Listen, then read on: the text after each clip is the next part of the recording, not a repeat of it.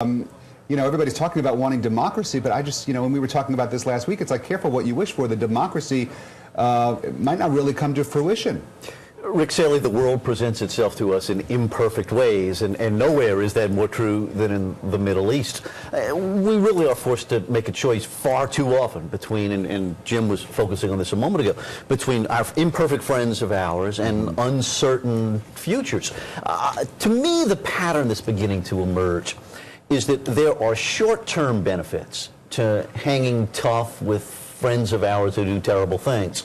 But in the long run, that has seldom turned out to be a great strategy, and especially in a place like the Middle East. And I think that we're learning, maybe belatedly, but I hope in a real way, that in the long run we're better off trying to make our deals with the future. When you light that fuse of democracy, or when it's lit on the ground in ways that we can't control, very, very difficult to snuff it out. John Bolton, the former U.S. ambassador to the United Nations, was on Fox News earlier this morning. He said that he wished that the president would just stop talking about Egypt, that anything that he says publicly can only make matters worse, that the real diplomacy needs to take place behind the scenes. Don't come out and say anything more. Just figure this out behind the scenes quietly. Well, the president has been relatively silent. I mean, he hasn't said all that much. Once in a while, he does have to report to the American people. Bolton is right that the real work is going on behind the scenes.